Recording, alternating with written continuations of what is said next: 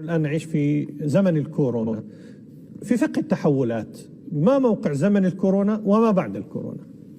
أشرنا إلى الكورونا في كتاب لصوص المنطلقات عندما تكلمنا عن الأوبئة. نعم. وتكلمنا عن الكوارث التي تجري في أمة محمد صلى الله عليه وسلم، وهو عبارة عن جرثومة معروفة من سابق الزمان. نعم. إنما طورت. نعم. ترجع المسألة هنا للمسلم من أمرين. نعم. الأمر الأول يعرف أن هذا شيء مصنع. نعم.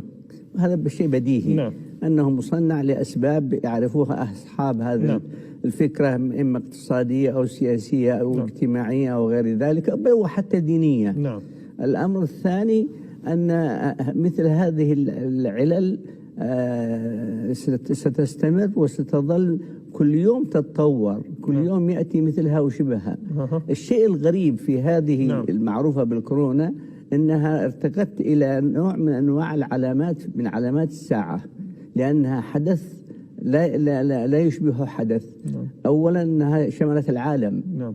وغالبا في الأزمان الماضية الأمراض ما تشمل العالم. نعم. إذن معنى ذلك أن هذه تدل على أنها مصنعة. نعم. الأمر الثاني أنها علامة. نعم. من العلامات التي ينبغي أن يتنبه المسلمون من خلالها أن هناك خطر. نعم. يتعلق بعلاقة الأمة الإسلامية بمهندسي الأزمنة. نعم. الذين يعبثون بالشعوب والأمم لأجل يحافظ الإنسان على نفسه. نعم. يحافظ على ولده.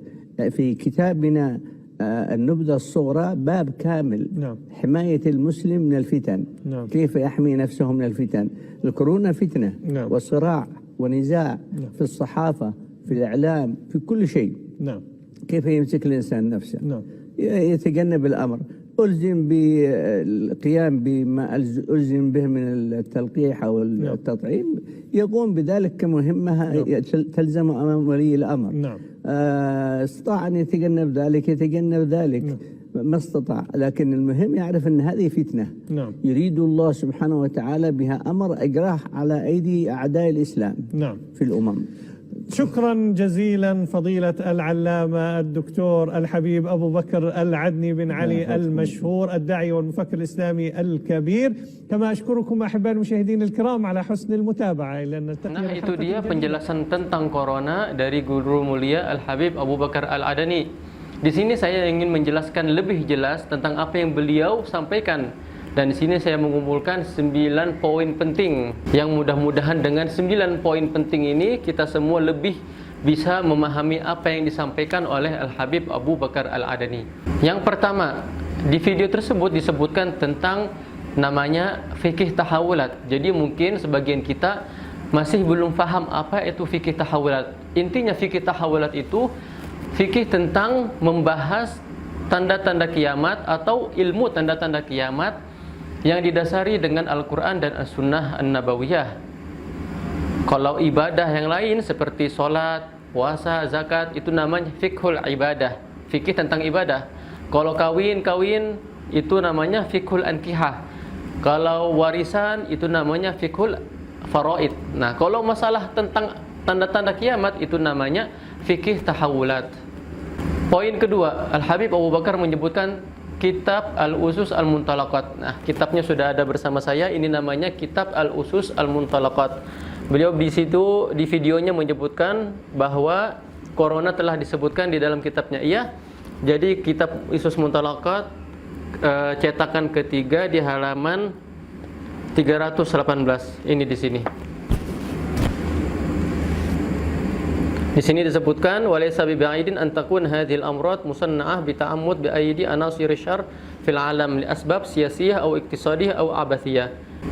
Yang artinya bisa saja kemungkinan penyakit corona ini dibuat oleh tangan-tangan anasir syarr, tangan-tangan orang yang berbuat jahat, maksudnya orang kafir ini, untuk sebab-sebab kepentingan siasah politik atau ekonomi atau hanya sekedar mempermainkan manusia saja. Nah, jadi di sini disebutkan. Karena itu saya beri judulnya Corona yang dibikin oleh orang kafir. Sebenarnya di videonya itu Habib Abu Bakar tidak menyebutkan orang kafir. Cuma di kitabnya ini disebutkan anasirus syarr, orang-orang yang berbuat jahat. Yaitu orang-orang kafir maksudnya. Karena orang Islam nggak mungkin kan ingin menyelakakan saudaranya sendiri. Yang ketiga, di dalam video tersebut Habib Abu Bakar menyebutkan bahwa virus corona akan berkembang bertambah hari demi hari. Di sini kita jangan memahami bahwa Habib Abu Bakar ingin menakut-nakutin kita semua. Tidak. Itu namanya Habib Abu Bakar memberikan waspada kepada kita. Jadi ada disebutkan di dalam Sahih Muslim, Rasulullah SAW bersabda, "Man kana lahul ard falyazraha," atau kama qala, barang siapa yang mempunyai tanah atau kebun, maka tanamlah kebunnya, jangan dibiarkan, jangan dijual. Dan juga disebutkan di dalam al-hadis, barang siapa yang mempunyai unta, kambing, sapi, maka peliharalah hewan-hewan tersebut. Maksudnya apa di dalam hadis ini? Maksudnya akan datang di akhir zaman bahwa makananmu itu berada di negerimu, makananmu itu berada di kotamu. Kita lihat sekarang kalau kita makan, kalau kita beli sesuatu itu semua dari luar negeri. Contohnya di Tarim. Jadi di Tarim ini dulu bahan pokok makan ahlu Tarim, ahlu Hadramut adalah tamar, adalah kurma. Kurmanya dari mana? Dari Hadramut. Tapi sekarang orang-orang Tarim, orang-orang Hadramut mengambil makanannya, nasinya, gandumnya, bahkan kurmanya dari Saudi, ada dari Oman, ada dari macam-macam. Karena itu saya beberapa kali mendengar langsung ceramah Habib Abu Bakar dan juga Habib Umar. Beliau ini berdua berceramah, "Wahai ahlu Hadramut, jangan tinggalkan kurma kalian. Tetap tanamin kurma kalian." Dan juga yang punya ibil, yang punya unta, punya kambing, pelihara, ternak mereka. Nah, itu adalah waspada dari Habib Abu Bakar. Bukan maksudnya Habib Abu Bakar menjelaskan corona ini akan bertambah, itu menakut-nakutkan kita, akan tetapi itu agar kita lebih waspada, menyiapkan bahan pokok makanan kita sendiri di kota kita sendiri. Kemudian di videonya juga disebutkan bahwa sengaja dibuat karena untuk urusan ekonomi, sosial dan juga keagamaan. Nah, di sini saya teringat ceramah guru mulia Al-Habib Umar sebelum 3 hari atau 4 hari di Jalsatul Isnin di Tarim, di Jalsatul Isnin. Beliau bercerita, beliau sedih waktu itu. Muka Habib Umar sedih. Kenapa? Karena beliau cerita tahun kemarin orang mau haji gak bisa haji, sedikit sekarang yang haji, dibatasin. Begitu juga tahun sekarang gak bisa haji. Alasannya apa? Gak boleh haji? Gara-gara ini, gara-gara corona. Kemudian yang kelima, Habib Abu Bakar menyebutkan bahwa corona ini masuk dalam tanda-tanda kiamat. Setelah saya buka kitabnya, ternyata di situ disebutkan tanda-tanda kiamat yang kecil. Jadi tanda-tanda kiamat itu ada 3. Tanda-tanda kiamat besar, kecil, dan pertengahan. Ini pembahasannya panjang, guys. Perbedaannya tanda-tanda kiamat kecil, besar, dan pertengahan itu agak panjang dijelaskan. Kemudian zamannya, tanda-tanda kecil dari mana ke mana, kemudian pertengahan dari mana ke mana, kemudian besar dari mana, tanda-tanda besar sampai mana. Ini mungkin nanti di video yang lain. Yang jelas saya ingin menjelaskan bahwa corona ini berada pada tanda-tanda hari kiamat kecil. Di sini Habib Abu Bakar menyebutkan yang ke 74. 74-nya. Kalau yang pertama itu di sini di dalam kitabnya disebutkan. Nah, ini adalah tanda-tanda kiamat yang kecil. Dari pertama nomor satu ini sampai ini nomor ke-74 corona. Poin ke-6 yaitu Habib Abu Bakar Al-Adani menyebutkan bahwa corona ini berada di dalam atau tersebar ke seluruh dunia. Mungkin ada yang bilang, di Tarim gak ada corona. Di Tarim ada corona. Di Tarim ada corona, guys. Cuma coronanya itu dibuat-buat oleh manusia. Jadi anak punya cerita, punya pengalaman asli. Ketika itu saya ingin mengantar ipar anak ke Indonesia. Jadi lewat bandara Sewon. Ketika itu ada juga teman saya ingin ke Indonesia, jadi satu pesawat gitu. Sebelum naik pesawat itu harus dicek dulu kesehatannya. Jadi sebelum 2 atau 3 hari naik pesawat, ipar anak bawa ke Sewon, periksa corona, ditusuk hidungnya gitu, diapain, dicek, alhamdulillah negatif. Alhamdulillah Alhamdulillah tidak terdapat corona.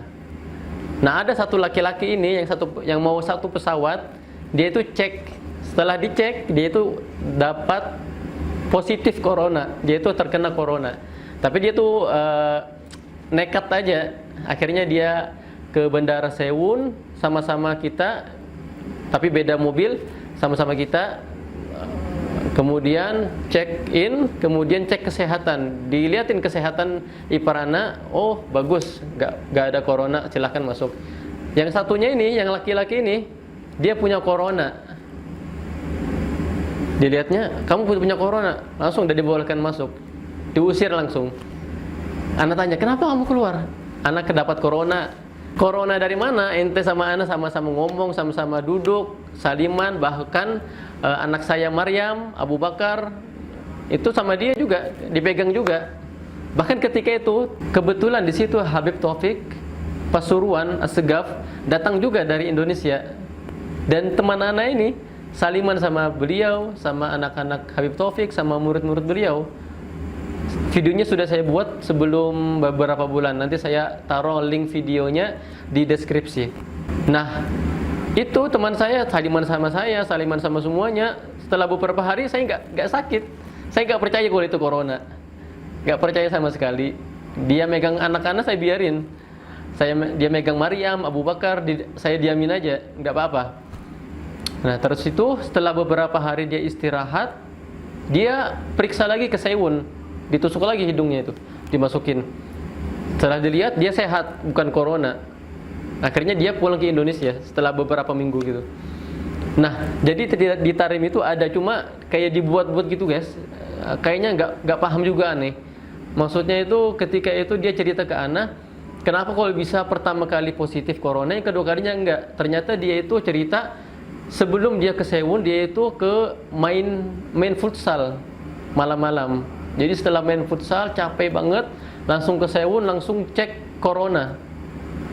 Ya langsung, walaupun kelihatan capek, langsung ditulis sama orang corona. Padahal itu bukan corona. Jadi gitu. Poin ketujuh, Habib Abu Bakar menjelaskan perdebatan konflik yang berada di media sosial itu kita tidak ikut-ikutan. Jadi seandainya ada dari sahabat yang tidak setuju dengan video ini, kita tidak memaksa sahabat untuk mengikuti kita. Yang jelas kita hanya menjelaskan apa yang dijelaskan guru kita. Kemudian poin ke-8, yaitu Guru Mulia Al-Habib Abu Bakar Al-Adani menghimbau kita untuk mengikuti pemerintah. Jadi seandainya di kota tersebut pemerintah bilang wajib, ya udah ikutin. Seandainya pemerintah bilang wajib, cuma kita bisa sembunyi gitu. Seandainya kalau kita dah ikut, dah dicariin, ya udah jauhi beliau Abu Bakar, jauhin. Tapi seandainya kita tidak ikut, kemudian kita misalnya didenda 1 juta, 2 juta, ya itu terpaksa kita ikut. Seperti di Tarim ini sebenarnya kita disuruh sama dokter-dokter. Pernah kita dapat gitu, pernah kita dapat berita atau dari mana, lupa anak, sebelum beberapa bulan, yang waktu pertama kalinya berita corona datang, kita disuruh sama dokter-dokter untuk vaksin. Cuma nggak harus, cuma disuruh gitu aja. Tapi kita ikutan vaksin itu guys. Kemudian hikmah yang ke-9, Habib Abu Bakar menjelaskan bahwa apa yang terjadi sekarang tentang corona itu semua adalah hikmahnya, yang Allah saja yang mengetahuinya. Mungkin setelah beberapa tahun, 10 tahun, 20 tahun baru kita mengetahui hikmahnya. Itu pun sedikit yang kita ketahui. Yang lebih banyak Allah lah yang maha mengetahuinya. Walaupun apapun yang terjadi guys, corona ini itu tetap orang yang bertakwa dialah yang menang. Gak bisa ke masjid, di rumah. Gak bisa hadir majelis lewat YouTube masalah kayak gitu. Jadi jangan putus asa, tetap beribadah, semangat. Yang penting bertakwa kepada Allah Subhanahu wa taala. Wa may yattaqillaha yaj'al lahu makhraja wa yarzuqhu min haitsu la yahtasib. Barang siapa yang bertakwa kepada Allah, Allah akan memberikannya jalan keluar dan memberinya rezeki yang tidak diduga-duga. Oke, sampai sini videonya dulu. Sampai jumpa di video berikutnya. Jangan lupa subscribe, like, and share. Assalamualaikum warahmatullahi wabarakatuh.